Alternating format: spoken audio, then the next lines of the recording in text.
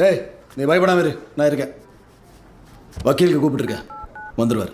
ஓ, அவன் பண்ணலன்றதெல்லாம் அப்புறம் வாயை திறந்து பேச சொல்லு. சார் அவன் பேசுனது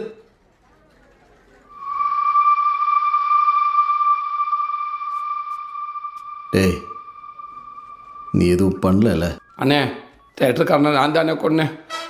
காலையில் ஆரிய நம்ம கையில் கத்தி எடுத்து வந்தப்போ அவனை காப்பாற்றி சைக்கிளில் கூட்டிகிட்டு போகிறப்ப தேட்டருக்காரன் குறுக்க வந்து வழி மறிச்சு சின்ன பிள்ளை பார்க்காம கத்தி எடுத்து குத்த வந்தானே. வேணாம்னே நான் காலை பிடிச்சி கெஞ்சி பார்த்தேன். நான் காலை பிடிச்சி தெரியாமல் அவனை வாரி விட்டு கீழே வந்து வேணுக்கிட்டு நான் தான் அவனை தள்ளி விட்டேன்னு என்ன தப்பாக பிடிச்சிட்டு அடியடி நடிச்சேன்னு என்ன வேண்டாலும் பண்ணிங்கடா, பச்சை பிள்ளை எதுவும் விட்டுருக்கடா, நீங்கள் எவ்வளவோ உருண்டு பண்ணி சொல்லி பார்த்துட்டேன். கடைசி வரைக்கும் நான் சொல்கிறேன், அவன் காதலே வாங்காமல் கத்தி எடுத்து குத்த வந்தானே.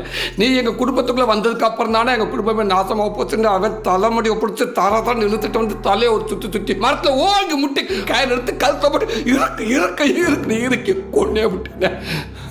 உன்னையும் கொல்லணும்னு நினைச்சேனே, முடியலண்ணே.